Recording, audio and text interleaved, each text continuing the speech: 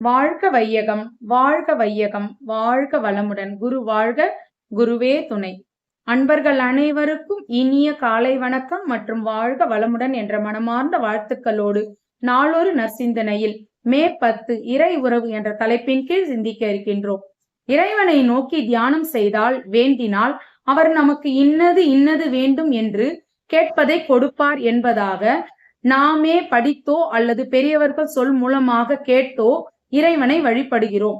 அங்கே உணர்வுதான், மதிப்பு இல்லை என்று சொல்லவில்லை.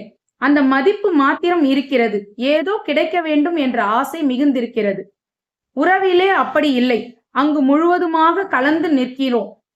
எனக்கு அங்கே ஒன்று கிடைக்கும், இல்லை நான் இங்கிருந்து ஒன்று கொடுப்பேன் என்பதையெல்லாம் மறந்து இரண்டும் ஒன்று கலந்த இடத்திலே ஏற்படுவதுதான் உறவு. அந்த உறவை, அதாவது இறை உறவை ஏற்படுத்தி கொள்வதுதான் ஜீவன் உய்வதற்கான வழி. அடுத்து இறை உறவை ஏற்படுத்தி கொள்ள வேண்டுமா என ஆழ்ந்து சிந்தித்து பார்க்கும் பொழுது என்ன தெரிய வருகிறது என்றால், அந்த உறவுதான் ஏற்கனவே இருக்கிறதே, ஏற்படுத்த வேண்டும் என்பதில்லையே.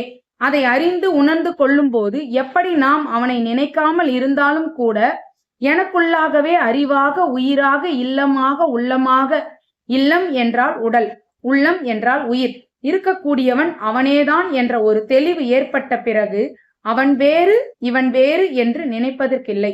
அருட்தந்தை அவர்கள். வாழ்க வளமுடன். அதாவது இறை உறவு அப்படின்னா முதல்ல நம்ம கடவுள்கிட்ட, கடவுளே நீ என்னுடைய ஆசைகளை நிறைவேற்றி விடு, நான் என்ன பண்ற பதிலுக்கு உனக்கு இதெல்லாம் செய்யறேன் அப்படின்னு சொல்லிட்டு கடவுள்கிட்டயே நம்ம கொடுக்கல் வாங்கல். இதுக்கு பேர் இறை வழிபாடு. இது ஒரு விதத்துல நல்லதுன்னு தான் மகரிஷி சொல்றாரு.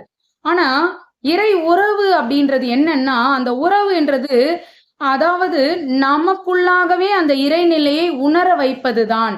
அதாவது நாம் வேறு, இறைநிலை வேறு இல்லை. ஏன்னா அங்க உறவாக நம்ம கூட இருக்கிறது இறைநிலை தான். அப்ப இறைநிலை கிட்ட நம்ம போய் தனிப்பட்ட முறையில எதுவும் கேட்க வேண்டியது இல்லை. ஏன்னா அந்த இறைநிலை நமக்குள்ளாகவே இருக்கின்றது. நமக்குள் மட்டும் அல்ல, இந்த உலகத்தில் உள்ள உயிருள்ள உயிரற்ற அனைத்து பொருட்களிலும் எங்கும் நீக்கமர நிறைந்து இருப்பது அந்த இறைநிலைதான். அப்ப அந்த இறைநிலையிடம் நீ தனிப்பட்ட முறையில் எதையும் கேட்க வேண்டிய அவசியம் இல்லை. அந்த இறைநிலையோடு ஏன் உறவு வைத்துக் கொள்ள வேண்டும் என்றால், நாம் எல்லாம் அந்த இறைநிலையின் ஒரு பகுதி, ஒரு சிறு துளி. எனவே உறவு என்பது நமக்கும் நாம் அதுவாகவே இருக்கின்றோம் என்பதை உணர்வதுதான் உறவு. அந்த உணர்வு நமக்கு எப்படி கிடைக்கிறது என்றால் தவத்தினால் கிடைக்கிறது. இதனைத்தான் வள்ளுவர் பெருந்தகை வேண்டிய வேண்டியாங்கு எய்தலால் செய்தவம் ஈண்டு முயலப்படும் என்கிறார்.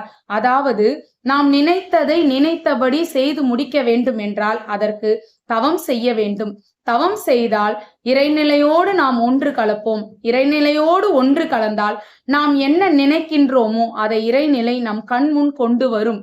இது உண்மை. இததான் மகரிஷி அவர்கள் இறை உறவு என்று கூறுகின்றார். உறவு என்கின்ற வழியில நாம் வேறு, இறை வேறு என்கின்ற உணர்வு நமக்கு தோன்றாது. அதுதான் உறவு. இறை உறவுக்கும் இறை வழிபாடுக்கும் உள்ள வேறுபாடு இதுதான். வாய்ப்பளித்த அறக்கட்டளைக்கு நன்றி. வாழ்க வளமுடன்.